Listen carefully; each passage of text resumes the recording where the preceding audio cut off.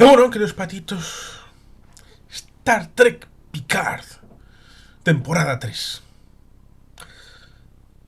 Es una serie que empieza como en parte hemos visto en la temporada 2, y en parte también en la temporada 1, con ese comienzo bueno, sobre todo en la temporada 2 creo que era, pero también un poquito en la temporada 1, Picard, en Chateau Picard, en Francia, donde hace los vinos, el hogar familiar. eh, Y hay una situación que le hace sacar del retiro, por decirlo de alguna manera. En este caso es un mensaje que vemos desde una nave lejana en donde hay una mujer que ve como hay un ataque sobre esa nave y hay alguien que está como en las neblinas dentro de un subapartado, una estancia contigua y se ve obligada a lanzar ese mensaje. Eh, es alguien que conocerá, todo fan, McFadden, que hace el papel de Beverly Crusher en la nueva generación. Por tanto, es un enlace con aquella serie de 1988-1992 que gustó a bastante gente y que está inserta dentro de ese momento en donde, bueno, pues las películas se estaban empezando a terminar de la tripulación original. En 1991 se establecerá la versión de la caída del muro de Berlín y de la Unión Soviética en el espacio, como es aquella Star Trek 6, un país desconocido. Bueno, iba a incluir en busca, porque hay una búsqueda a través de Gorkon y de la hija, la nueva canciller, ese odio del capitán Kirk, a través de la muerte de su hijo Marcus, David Marcus, en la película número 3. Al lado de la Teniente Savick, cosa que enlazará también junto con la propia vida del señor Spock, la 2, la 3 y la 4, que están enlazadas en continuo. Pero evidentemente ese final de 1991 de Star Trek 6, con esa forma homenaje, una segunda estrella a la derecha, todo recto hacia el mañana, que tiene resonancias literarias, y las firmas de los actores de la tripulación original terminará en poquitos años después, pocos meses después, con la serie que se estaba rodando en paralelo y que a través de los Tribbles tendrá enlace con la serie original en un capítulo específico, Troubles with the Tribbles, que evidentemente lo hemos comentado alguna vez con Ricardo Ibars, que es mucho, mucho más trek que yo, por supuesto, él conoce mucho más profundamente la serie original, la nueva generación, y evidentemente enlazar con este fanservice que me ha comentado, que es Star Trek Picard, temporada 3. Nos sorprendió bastante Patrick Stewart haciendo el anuncio de que iba a hacer una serie en principio para Amazon Prime y que ahora se puede ver en Paramount Plus, porque Paramount es la depositaria de los derechos de Star Trek y que evidentemente es importante reconocerlo con la evolución de las series y de los elementos. Espacio Profundo 9, años 90, la Voyager. Este fanservice está incluido en este ámbito. Hay personajes de estas series que evidentemente van estableciendo su comunicación con los espectadores. Entra, como decía, en el ámbito del Chateau Picard a través de un comunicador de estos de aquí, de pecho, un mensaje encriptado que es desencriptado y después de 20 años escucha la voz de Beverly Crusher. Ni siquiera recordaba el pequeño detalle de la muerte de Wesley Crusher, el personaje de Will Wheaton, el hijo de Beverly. ¿Por qué? Porque obnubila la presencia de Will Wheaton en Big Bang Theory, sabiendo todo el mundo que era el personaje de Wesley Crusher, pero se refieren a él en función del apego-desapego del personaje con respecto a su papel en la serie de la nueva generación. Y por tanto, a mí, en buena medida, se me ha borrado prácticamente todos los recuerdos que tengo de cuando pude ver parte de la serie original. Incluso no recordaba en buena medida a Q, que aparece en la temporada 2. Por supuesto, sí recordaba a Gainan, pero Gainan no a través de la serie, sino a través de la película. Sobre todo, especialmente, la de el Nexus, donde está McDowell como elemento de conexión con el Nexo en esa primera nave que tienen que salvar, pero salvan a media tripulación, a la mitad de los personajes que están ahí dentro, y lo hace curiosamente con el señor Montgomery, Monty Scott, y el capitán Kirk, en ese momento previo de esa película que es Generations, que es la 7. Y como diría Ricardo Ibars, las películas buenas de las películas de la saga original serían las pares. La 2, la 4, la 6, la 8, primer contacto. Lo cual resulta curioso porque entonces estaríamos hablando de que una de las buenas películas es Némesis, que es la final de Picard. Lo cual nos lleva a un elemento bien interesante.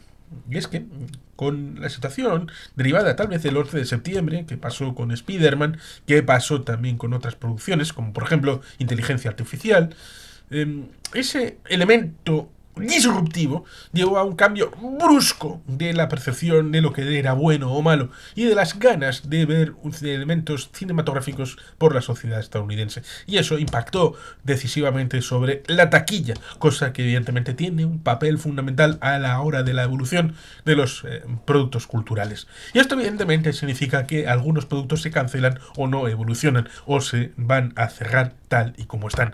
Eso pasó con Nemesis, esta película que en principio daba continuidad a los sucesos de la serie original, que daban evidentemente una evolución de los personajes, pero que no pudo ser cerrada como por ejemplo si lo pudo ser bien como era la película 6 de la generación antigua.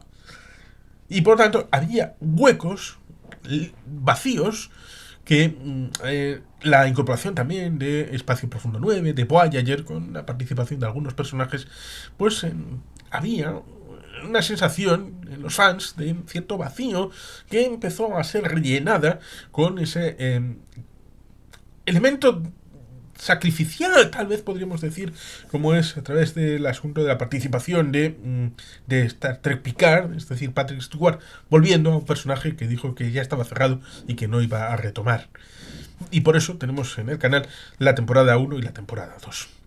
En buena medida alguien podrá decir, es un esquema parecido al que vemos en la temporada 3, pero con otra evolución de los asuntos, teniendo ahí, hay principios básicos que están trillados más que trillados porque evidentemente siendo un fanservice evidentemente tiene que tirar de algunos argumentarios clásicos para que el buen fan se sienta identificado a través de lo que está viendo en la pantalla. Por supuesto, conspiración de fondo, algo que no conoces, secretos, ocultaciones, los que están en la sombra, los que se ven, la situación de los personajes que tienen doble cara, la doblez, el asunto de investigar, de tratar de profundizar en el conocimiento de las cosas. En este caso hay dos líneas a través de dos agentes que investigan una situación respecto a unos posibles gángsters allá en Ferengi, lo cual es interesante porque conecta también con estas series. Por otro está la búsqueda de Picard para con la situación de esta Beverly Crusher, porque alguien la persigue. ¿Por qué la persiguen a Beverly Crusher? Y a Jack Crusher, que es otro de los hijos, no solamente tuvo a Wesley Crusher, sino también a Jack Crusher como hijo de Beverly. porque empieza a ser un ser especial y en realidad le están buscando a Jack o a Beverly. Eh, y esa capitana que fuma. eh, y claro, ahí tenemos todo este asunto de los sólidos y de los cambiantes.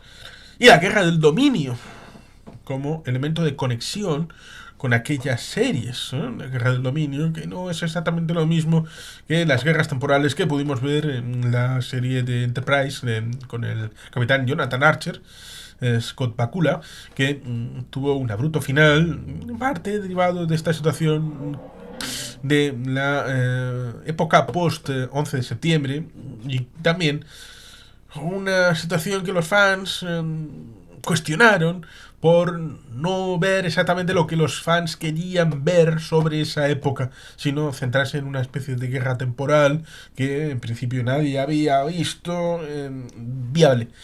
Pero parece que las mentes pensantes de algunas situaciones de los creativos pues piensan en su propia forma de enfocar y no en el mainstream, sino pensando yo soy artista, yo te voy a poner lo que yo creo que debo ponerte y no pienso en el lore de lo que en realidad esa época, porque esto está más o menos trillado cuál es la cronología y seguro que más de un fan lo ha evolucionado a lo largo de las décadas desde que en los años 60 se empezó a hacer aquella en principio misión de 5 años, pero se pudieron hacer 3 temporadas, la tercera de aquella manera, y que luego evolucionó en aquella serie de animación de 2 temporadas para cubrir esos primeros 5 años y evolucionó luego en la película, la primera, la de Robert Wise, y luego la 2, la 3, la 4, y luego se hicieron más series y el lore de la temporalidad se amplió con una nueva generación, por lo tanto otro espacio de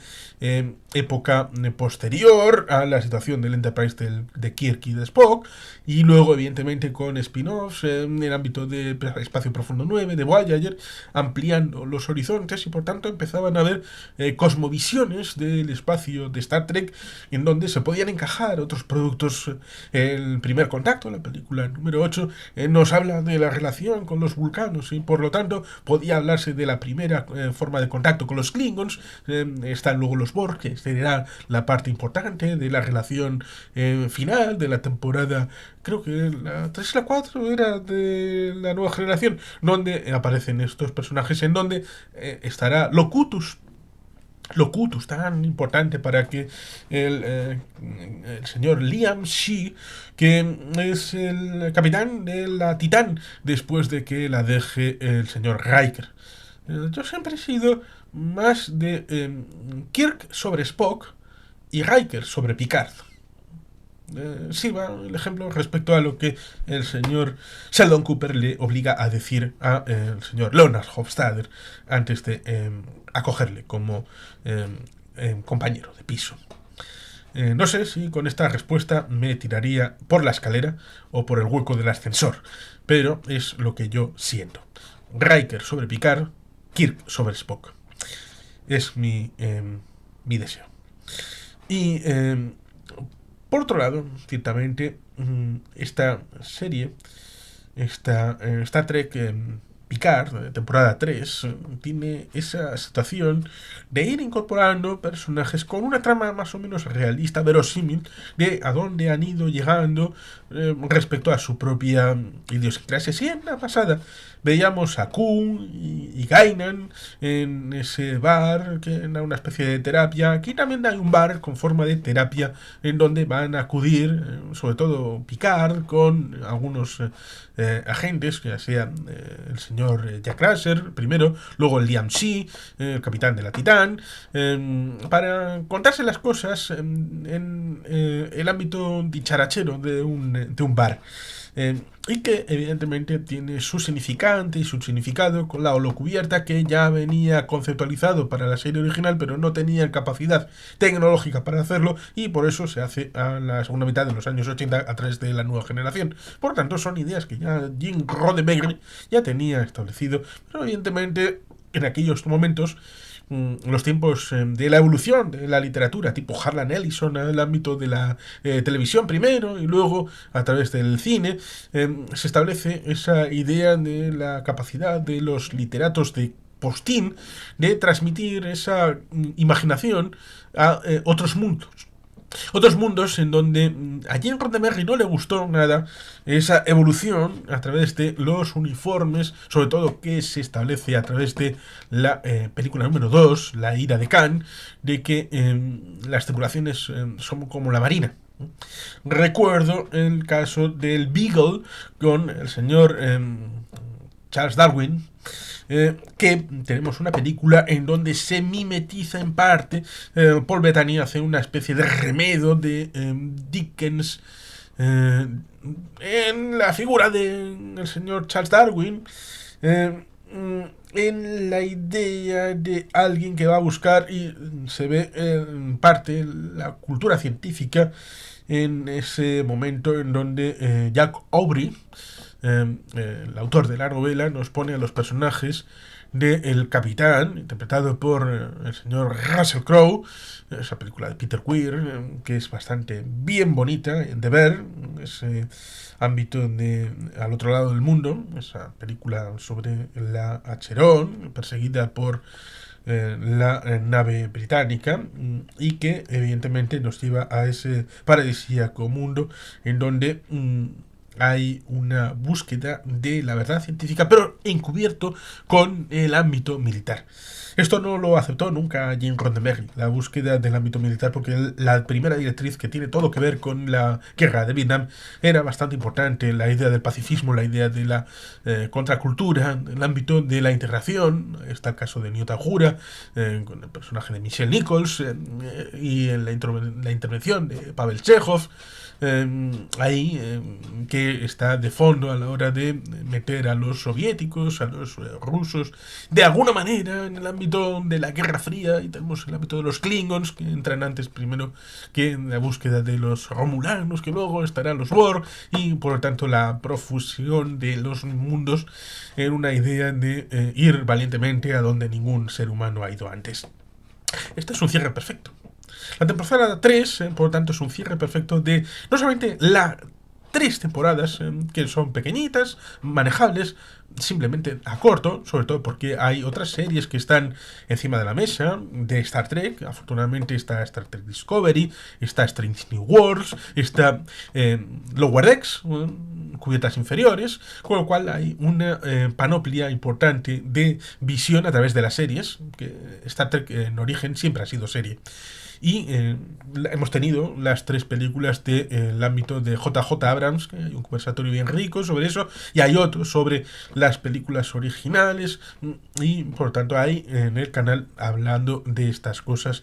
Y por tanto, Star Trek Picard, temporada número 3, establece ese marco en donde, por un lado, Worf, por otro lado, Data, vuelve a aparecer. Está el mundo en donde también está LeVar Burton, es decir, Geordi LaForce, que tiene 2 hijas, un poco como la hija de Sulu en la película número 6, que está allí, la hija de Sulu al timón. Pues aquí tenemos a una hija de Geordi LaForce al timón de la Titán, con esa carga emocional tan importante, de la herencia, de haber vivido desde pequeño las historias de su padre sobre las aventuras que nosotros pudimos vivir a través de la serie de la nueva generación.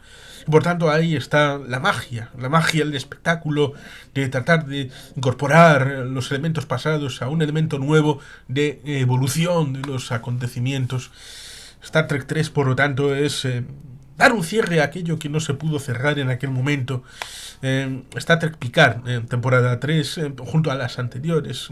Por tanto, es un elemento que entra maravillosamente. Los 8 primeros episodios los vi en 24 horas, bueno, en un día, desde las 11 de la mañana hasta las 9 de la noche. Seguido, solamente parando para comer.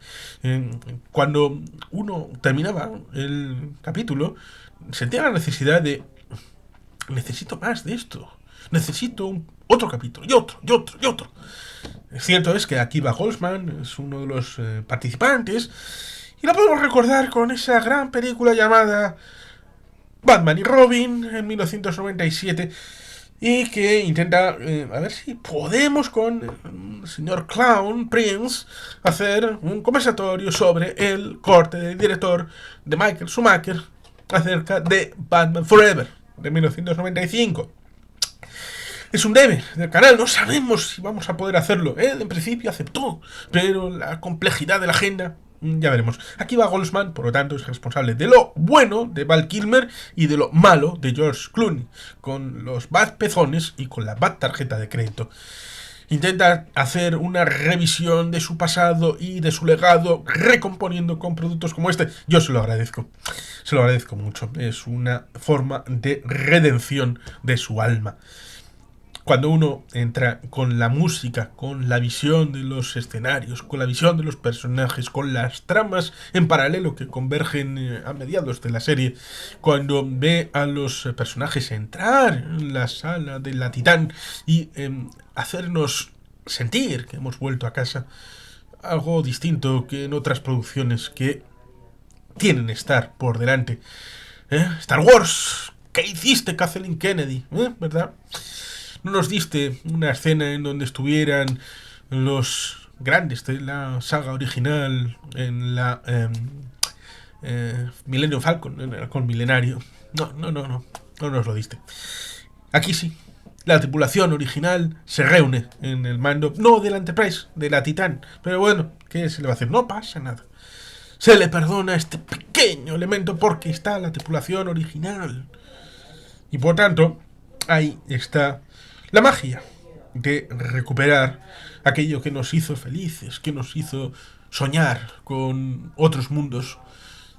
Y por tanto, ahí tenemos un asunto bien interesante para recordar esta temporada número 3. Y como digo, lejos de la inevitable tensión, de la evolución de los personajes, de Riker, de la consejera Troy, Diana Troy, la señora de Riker, de Beverly Crusher, de el señor Geordi LaForce, de Data, de Worf. Evidentemente, el elenco es conocido por todos los fans, pero evidentemente la evolución de los personajes yendo un pasito más allá de lo que ya sabíamos, para dar una culminación, pues evidentemente es de agradecer y emociona.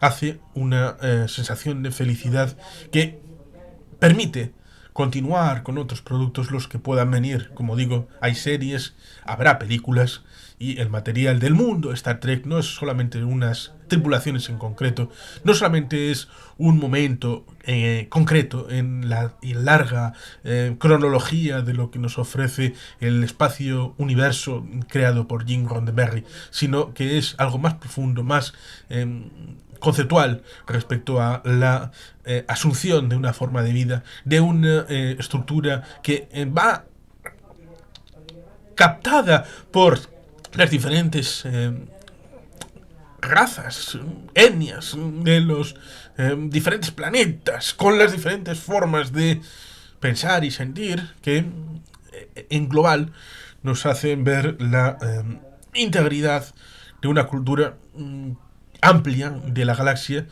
que nos devuelve el espejo de nuestro querido y pequeño planeta Tierra, en donde nuestra increíble riqueza a veces es despreciada y atacada por parte de algunos seres humanos que odian la diferencia.